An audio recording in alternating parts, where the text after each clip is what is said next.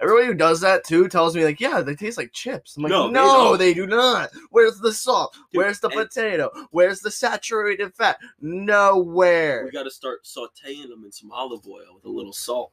Yeah, I throw them on a cheesesteak. That's a great option.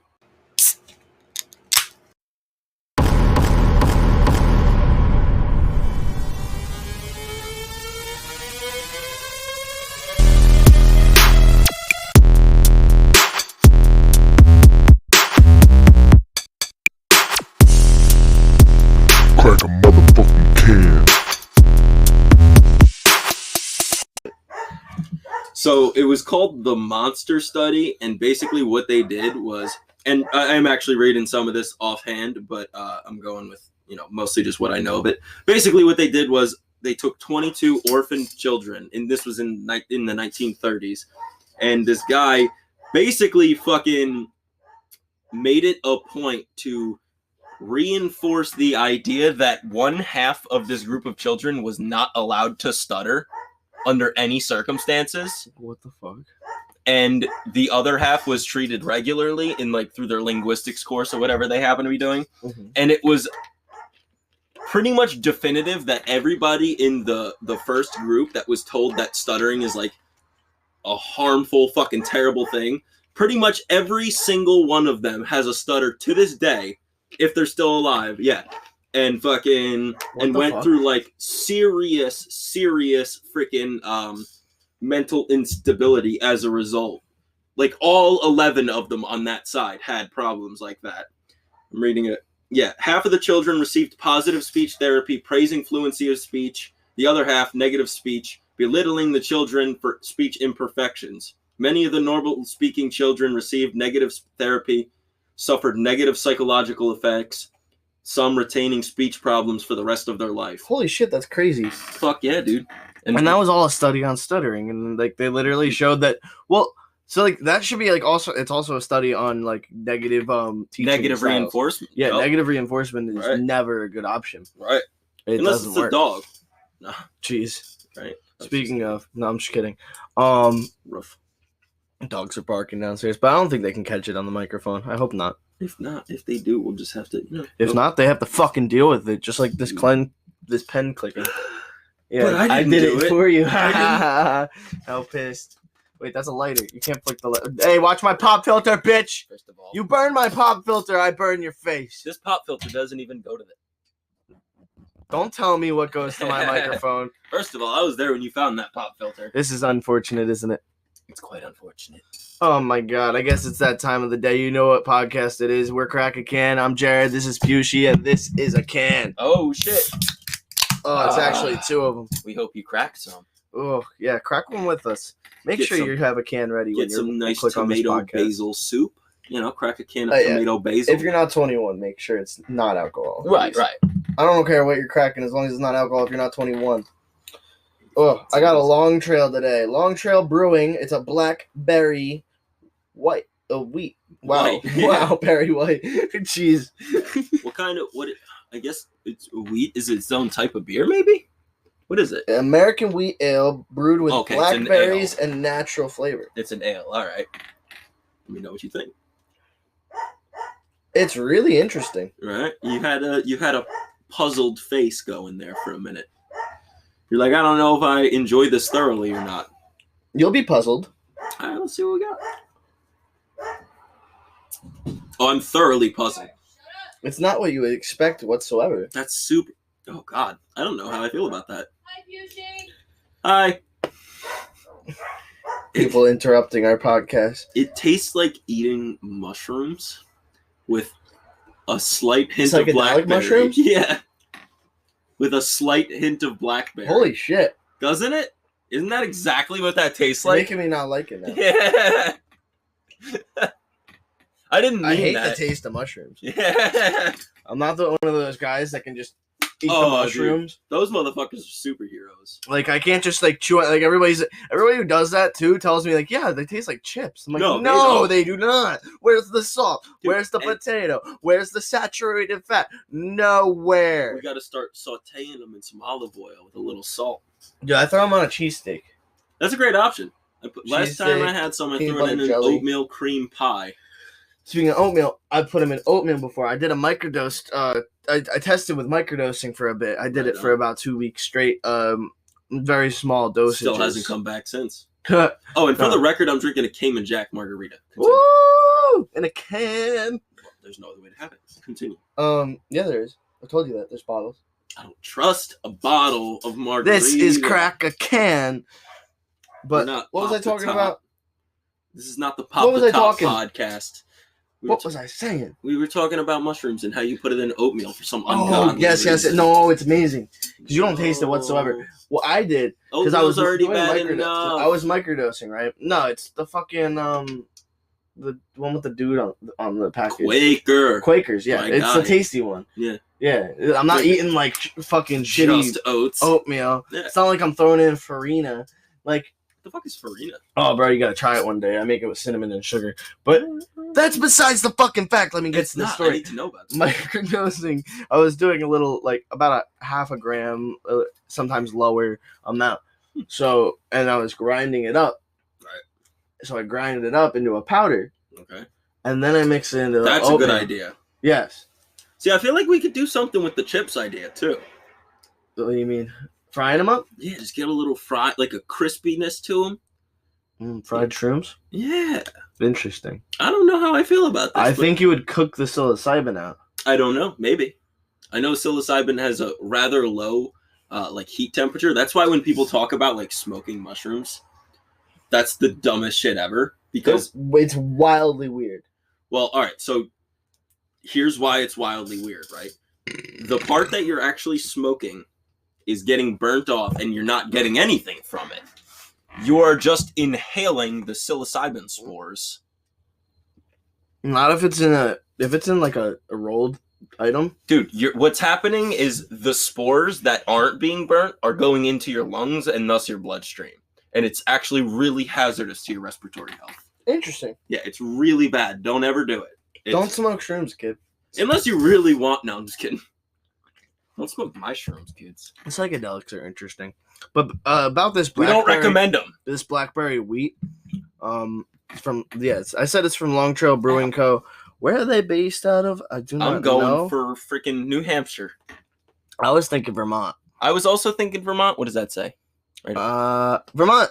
No Bridgewater way. Corners, Vermont. No fucking way. I was right on the money with that one. Where's my shit? Where did you say?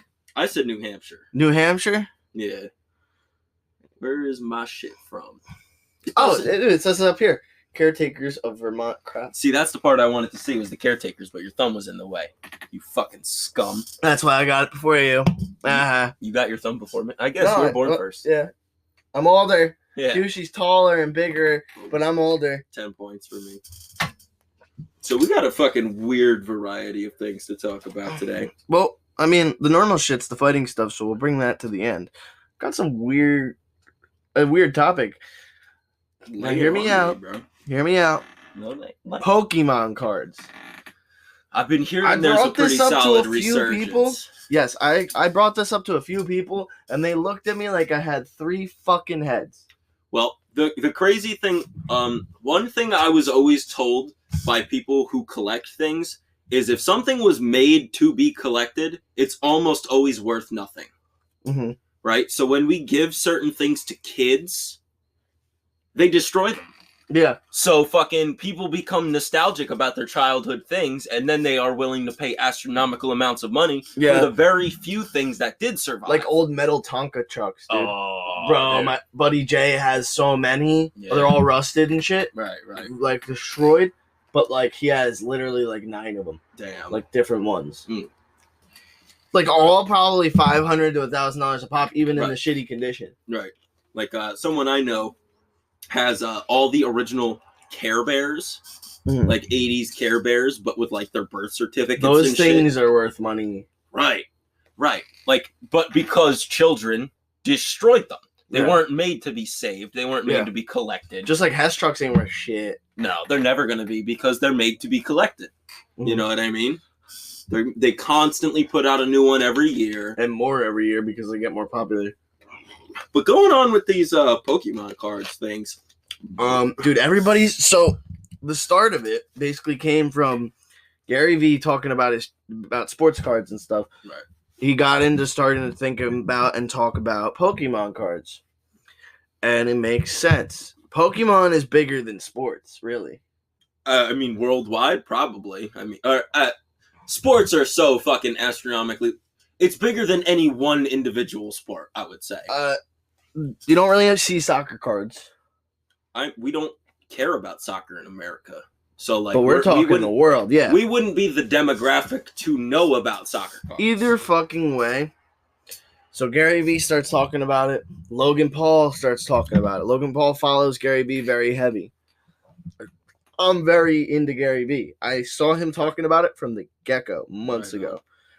Logan Paul hops on, starts talking about it. Shit starts buys a really expensive box to open a bunch of first edition base packs, shadowless packs, all sorts of shit that he's opening up. All this old Is he doing like unboxing videos for extra cash? Oh, dude, he did an unboxing that was for charity. Okay, dope. Ready? It was a $200,000 box of fucking booster packs. He probably made at least $100,000 just off of the fucking ad revenue and shit. So he's literally everybody paid $11,111 per pack.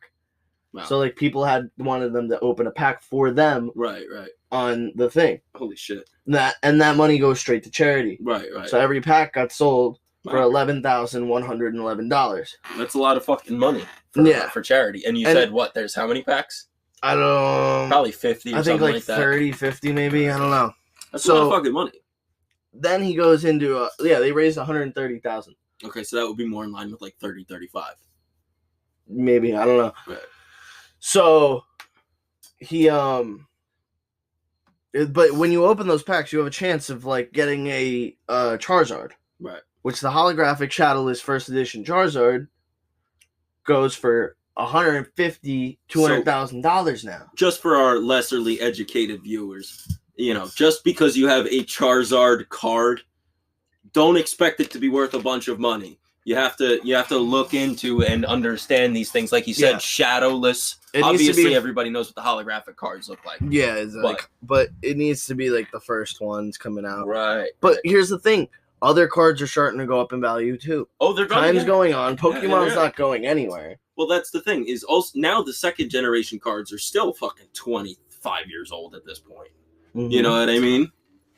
So it's their rarity is still there, not just because But so this created a wave of people trying to sell their Pokemon cards. So I go on offer up naturally because I like to invest. I like to spend my money on things that supposedly could make me money. So I went to go look for people's collections, and people are overpricing the shit out of their shit and don't understand that their cards need to be graded. If you don't know what graded means, it means you send it to somebody who authenticates it and checks out the condition of the card, the centering of the card, the print of the card, make sure there's no scratches. Just the overall quality and fucking. And then they place it in a slab with the grading inside of it. It's like I don't know what they call it with coins, but it's the exact same process with coins. Exactly. You know what I mean? They tell how much deterioration the face of a specific coin has received. Mm-hmm.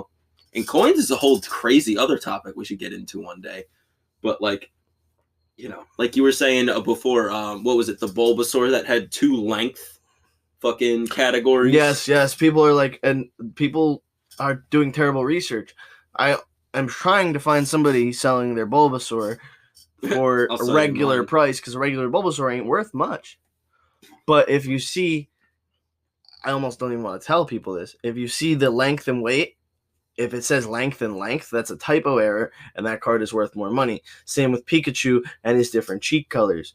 So there's general rule is misprints are very valuable, no matter what you're talking about.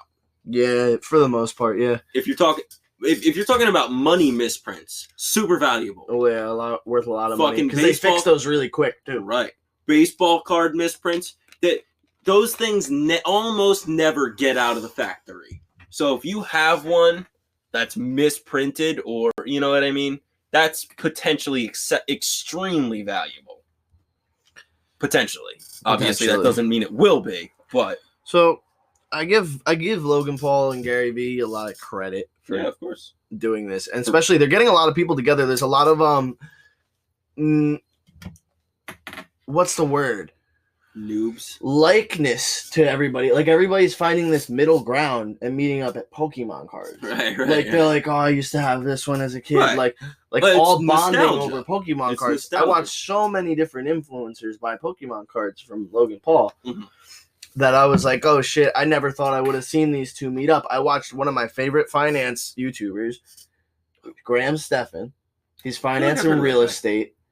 And he met up with Logan Paul on video to get his cards. Fucking cards. Well, he went to get his cards because he bought a pack. He Right, bought- right, He live. paid $11,111 $11,111 for Wait the a fucking minute. pack. How much did he pay for that whole package again? $200,000. He should have just donated that. Just be like, charity, here's $200,000. Well, no, he kept 2 packs. All right. Well, I'm just like we were saying before. You said he raised $135,000 or something of that nature, right? Something along those lines. Technically speaking, and I understand that doing something for charity, you're literally doing it I'm with pretty the sure he kept intention a of couple losing packs. money. But I guess that makes He sense. didn't lose any money. That's the thing. He didn't lose any money because that 1100. He probably pulled a fucking couple of expensive ass cards. Let's say he kept 4 Probably. packs. But You know what I mean? right. No, I'm not saying he didn't profit. I'm just saying there's still a good possibility that he didn't. You know what I mean? We'll look into it later. We'll We'll have to update you on the Paul situation. We're definitely not going to fight over it. Bro, you obviously don't know. No, I'm just kidding. But talking about fights. Oh, shit. That was a good transition. I didn't even catch that. Holy fuck. All right. So, man, boxing, I don't even want to call him the top prospect. This guy, his name is Vasily Lomachenko. He was hailed as, they call him the Matrix because he was just that, how do I put it? He was just that fine-tuned of a boxer. Mm-hmm. You know what I mean? He was fucking a step and 9/10 ahead of everybody he ever faced. He did have one professional loss, but it was his second professional fight. This guy won the Olympics twice in boxing. And so he's being hailed as the greatest boxer ever. And this guy's never going to be beaten. And so when I saw that this fight was about to happen, probably like Lomachenko versus Lopez. Yeah.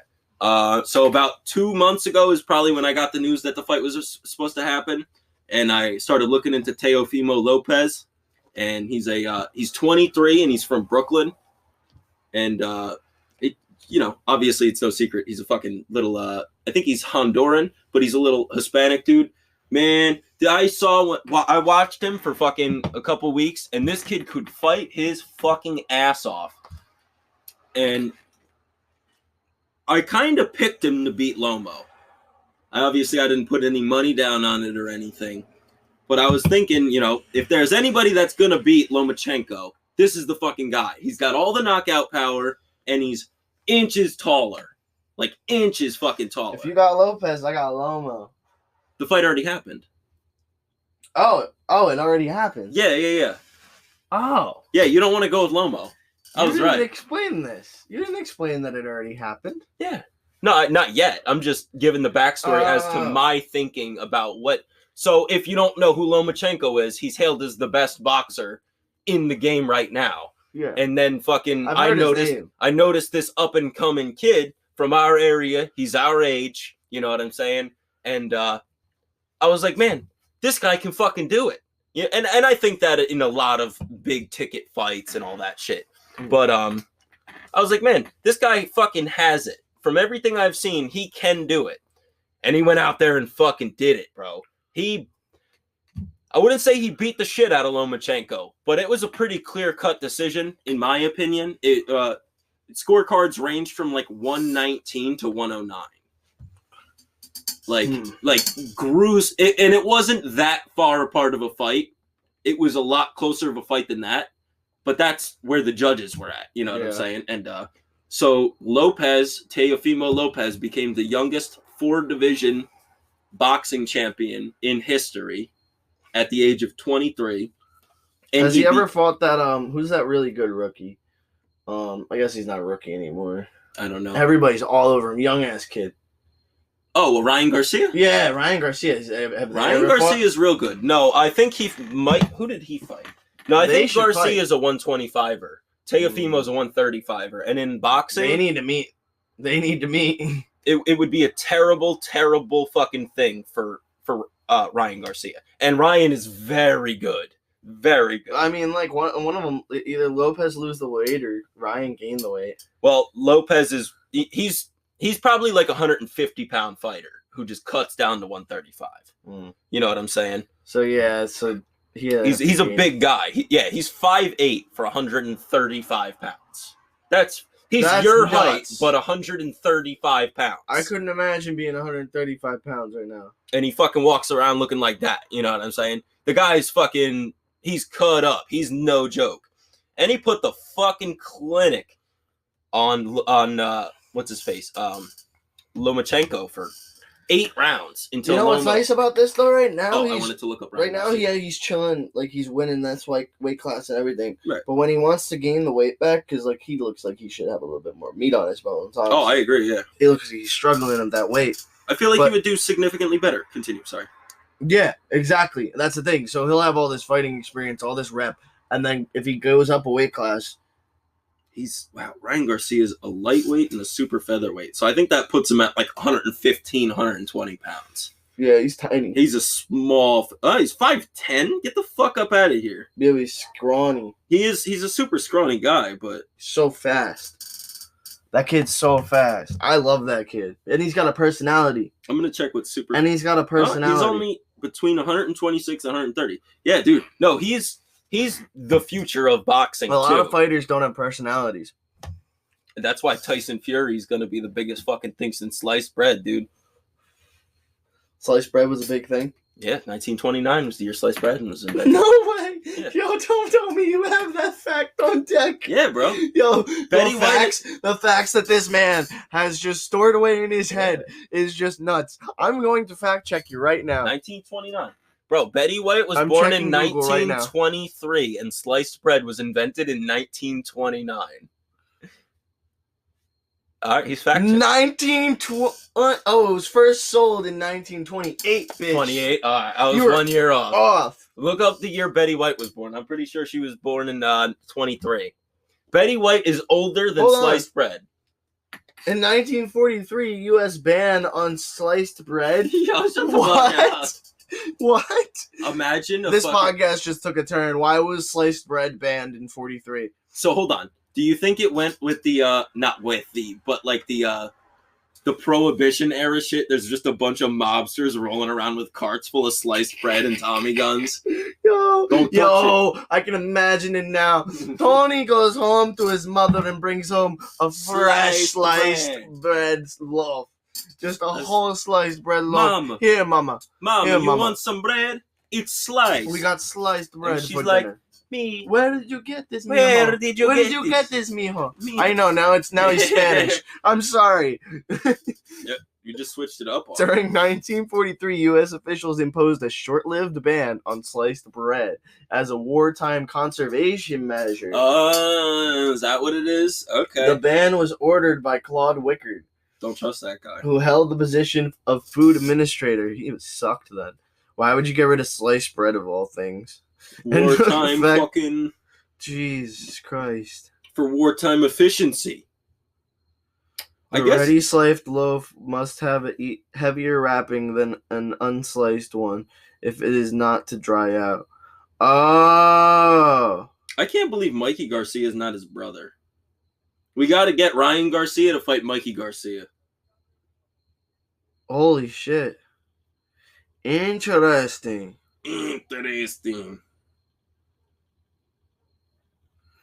Yeah. Very interesting. If you guys want to learn the history of sliced bread, go check out wikipedia.org. We got a whole course on sliced bread coming out next week. Check it out. It's going to cost $5.99.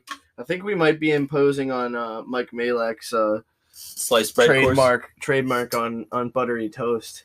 What? How does he trademark buttery toast? He didn't trademark it, but he always talks about buttery toast. Dude, we might. Imagine being able to trademark something like that. I mean, you can trademark it as like a fucking catchphrase. Right. That's fucking awesome. You can't have this But- catchphrase. I have it. And if you guys haven't got the chance to check out that fight, if you have an ESPN Plus account, watch it. These guys are watching a free podcast with ads. You think they got this fucking ESPN Plus? Maybe.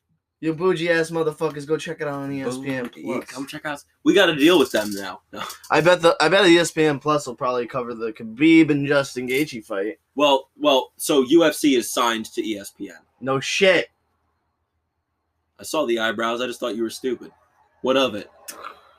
Yeah, they probably will cover it. Now that you mention it, I think you're right. Yo, this is gonna be such a good fucking fight. Well, yeah, Gaethje's involved. Just in general. Right. Dude, he's never had a boring fight. No. There's not been one. Everybody's all over him and fucking Stylebender. Right. That's it. That's all everybody talks about right there. Dude, and no disrespect to Stylebender, because he is technically... No, I hear about Justin Gaethje way more. Technically, Israel is probably the best stand-up fighter on the planet as of right now. I would have no problems giving him that credit. Justin is a fucking savage. Mm-hmm. He will get hit as many times as you're willing to hit him, and he will hit you twice as many, 5 times as hard. You know, he's that fucking guy, you know? And, man, he pay attention, guys. I'm not putting any fucking money on this, but if I were gonna put money down on any fight this year, this would be the fucking one. This would be it. All on Gaethje? He goes, yeah, no, I would definitely put all the bet on Gaethje. I would just, I'd put 100 on Gaethje.